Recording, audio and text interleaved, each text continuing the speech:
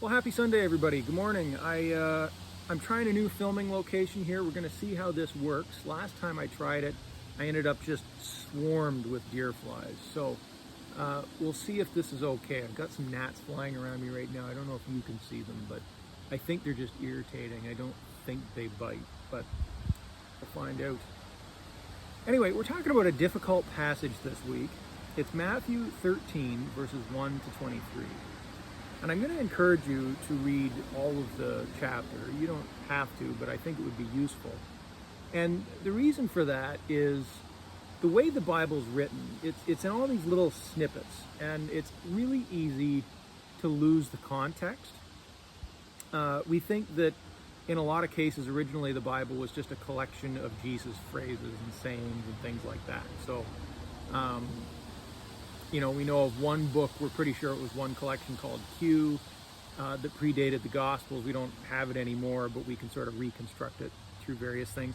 And all it was, we think, was a list of things that Jesus said. And they rhyme and they're short and they're quippy because he was speaking to a crowd. He wasn't, being recorded like I am now. He couldn't, the Bible is a very nuanced book, but at the same time, he couldn't afford to have the nuance that we would have if we were being recorded, even by the newspaper or something like that. That's our history for the last several hundred years, is that when something important is happening, it gets written down. But when someone was saying something important in Jesus' day, they'd say it in these quippy ways that could be remembered. So, that's what was recorded. And I think with this one in particular, which is clearly, a bunch of his phrases and teachings just kind of crammed together, I think it's important to look at the larger context, because it would be really easy to just look at this one and sort of say, okay, this is what my historical understanding of this passage gives me. This is what I'm taking away, or this is what my bias is, so this is what I'm going to see. And I think this is one of those ones that, can sort of give Christians a bad name and left unchecked. So read the whole thing. And that dives in. I want to just take a moment and say why I find this passage so challenging. And, there's more, but these are the three things that I picked out. First of all, it talks in very black and white terms. So, nothing's gray area here. It's all one or the other. It's good or evil. And, it strikes me that Jesus really understood. Jesus understood people. He was God incarnate. So I think Jesus really understood that nobody's wholly good and nobody's wholly evil. Yet here he is sort of talking in very, you're on the path, you're in the thorns, or you're in the good, ground. He's sort of speaking in these very black and white ways. And especially Christians like to pick that up and sort of say, okay, well, I'm clearly the good ground, and that's clearly the shallow ground. And that black and white language it really troubles me. And I think it covers up the real meaning, because one of the things that we can do is we can say, well, if I'm good, then maybe I don't have to work on myself so hard. And that person's just bad, right? And really, we're all kind of in the middle somewhere. So I have a problem with that. Secondly, is that it's very exclusive. This is the group of people that gets this message. That's the group of people that doesn't. And I don't have a lot of time for that. Now, lately I've been thinking more and more about the fact that Jesus' mission was really to the disciples. Like he talked to a lot of other people, and he paved the way, and there was a huge following around him. Well, not huge, but sizable to them. And really that was his group of people. It was them that was supposed to go to the rest of us. So, I'm kind of coming to that with that understanding, but it still seems very exclusive. This information is for those who understand it. It's like it's a test, like a parable is a test that divides us, right? And I don't like that. It almost those who are smart enough to understand the metaphor get it. And I just really don't like that. And again, it's incongruent with what I see elsewhere.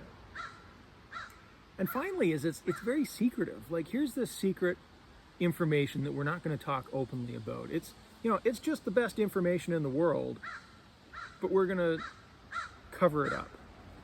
Gnosticism was something that was a real problem in the early church, and I think this might be where it comes from. Gnosticism is when you believe that you have a piece of information that brings you something good, salvation or peace or whatever, enlightenment. You have this piece of information that's going to put you into this other better place. And the early church really had trouble with Gnostics. There was a bunch of Gnostic sects that sprung up, and it was a constant challenge. But here, I see Gnosticism creeping in. So I have a problem with that.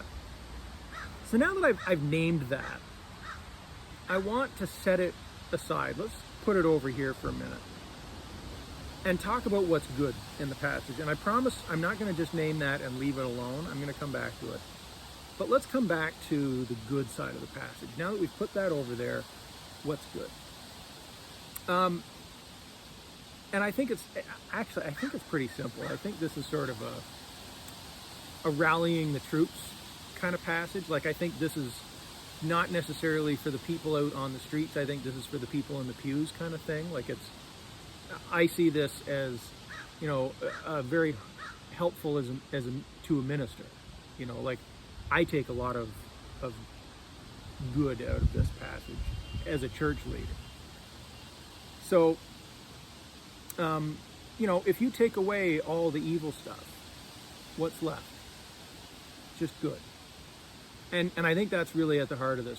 When he's talking so exclusively, usually that's what he's getting at, is he's saying that, there's all this, the world's this complicated, difficult place, and there's good, and there's bad, and there's in between. And what I'm talking about, i.e. Jesus is talking about, not me, but you know what I mean, is just this perfect world. Imagine a world completely empty of evil. That's what we're talking about here, and that's what my people are working towards, is what I think Jesus is saying. So, that's just a reminder of sort of what this is all about, and why we're here, and why we're doing what we're doing. And that's a good reminder to have. It's important. We are here because we're trying to change the world towards a justice that is so good we don't even understand it. We need God in order to get to a good that is beyond ourselves. And I think that leads me to the larger point in this passage, is just simply recognition that that's really hard.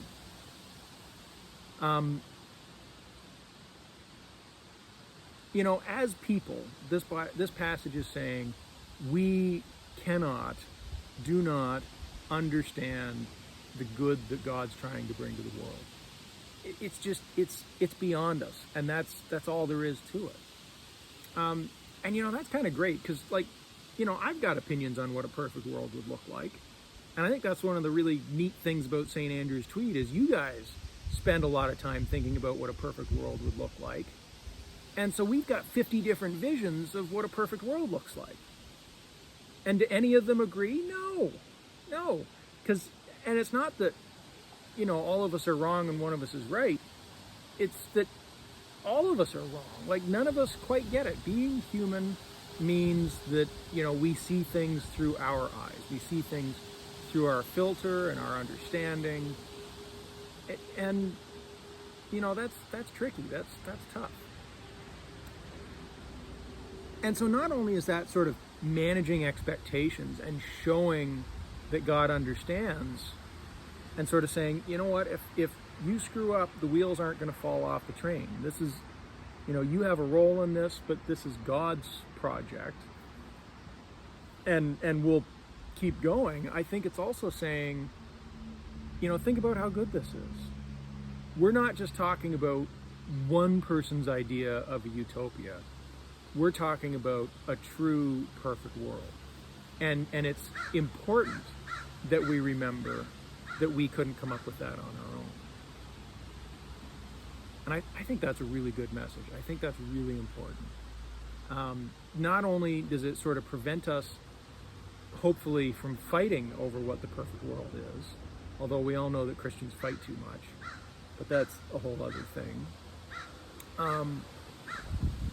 But it's saying that's reminding us that if we're sort of working for this, if we're sowing seeds, and if you're listening to this, you're probably trying to sow seeds, then this is what we're sowing for. This is what we're working for. So with that established, let's just talk a minute. We'll go back to those tough parts. And I want to ask, do they support what we've been saying at all? And I think they do. So my first question is it being exclusive? Or is it simply saying that it's okay? Are we saying that, some people are going to be saved and that's going to be fine and those people aren't? Or are we just saying that, man, nobody really gets it? And I think one of the really important parts is when Jesus goes in and explains to the disciples what these parables mean. They go into this house and the disciples go, "Geez, we don't know what you were talking about." And I like to try and read these in like a modern voice. Like, often we hold the Bible in such reverence that we kind of take the humanity out of it. But try and read it in like a friend's voice or some voice that you're familiar with.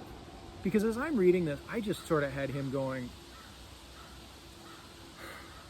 okay, the thorns mean this, the path means this, the shallow soil means this. I read it almost as frustration. The disciples don't get it. Even the people that are the good guys in this story, the best examples we have, even they weren't getting it. And I think this is a passage that's saying, this passage is clearly saying, not everybody's going to get it. Not everybody's going to understand. It's probably going to be a very small group that actually understands what this is about, and understands that we don't understand. And here's even the disciples drawing a blank. And so, is it being exclusive? Is it saying that only the people that understand are going to be in the kingdom? Or is it just saying that nobody gets it? It's fine. You got to keep working. You got to keep working at it. You got to trust God, and you got to do these things. I'm not sure that it is actually being exclusive. I think it reads very exclusive. But I think that's rhetoric. I think that's just how Jesus had to speak to a crowd in the days prior to newspapers and cell phone cameras and all that kind of thing. Secondly, is it recognizing, is it being secretive, or is it sort of just recognizing the need to come to our level? A parable can work in two ways. One, it can be opaque. It can be sort of a way to disguise what you're saying. And I have very definitely heard people interpret passages like this that way. This is only for Jesus people. But it can also just be simply an example.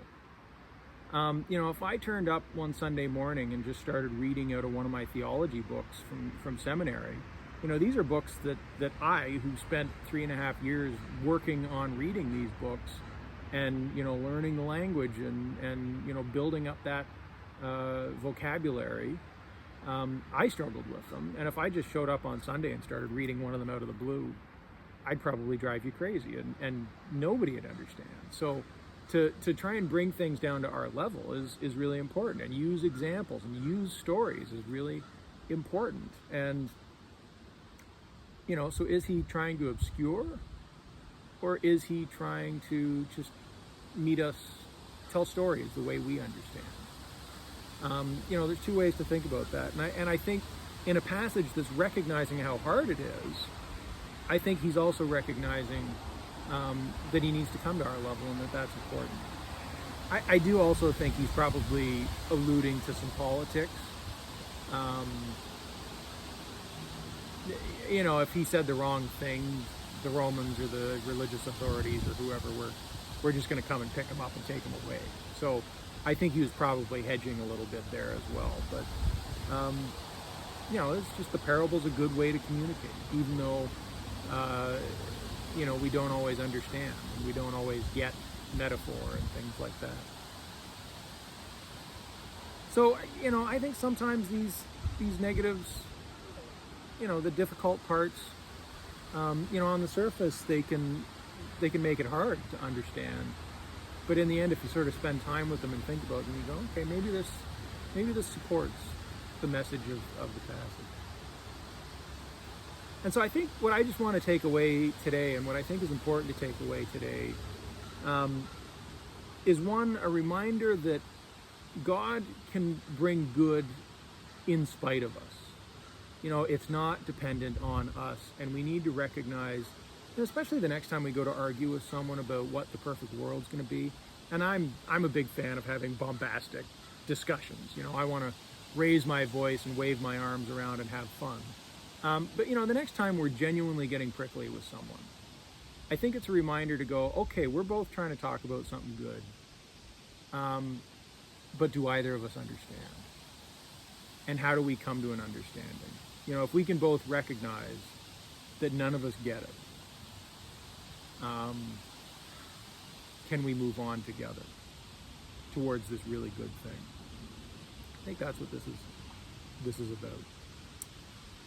And I think particularly, we worry about the church. I was just working on figuring out which book to use for an upcoming book study that I want to do.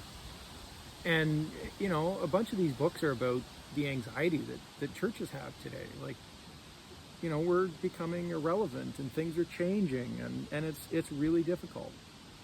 And, I take a lot of solace in this. Like, we are working towards something just unbelievably good. But we don't have to be unbelievably successful. That's up to God. I certainly think we need to keep trying and being innovative and trying new things. It doesn't let us off the hook. But I think it says to us that the success that we achieved in the middle of this last century, when the church was at its all-time historic high, 60% of Canadians claim to have been at a religious service in the last month, or whatever that statistic is. That's the high water point. And that was probably artificially inflated. Here Jesus is clearly saying that, this is going to be a hard thing for people to wrap their heads around. And it's okay if people don't understand. God is bigger than our misunderstanding. I think that's really special. Amen.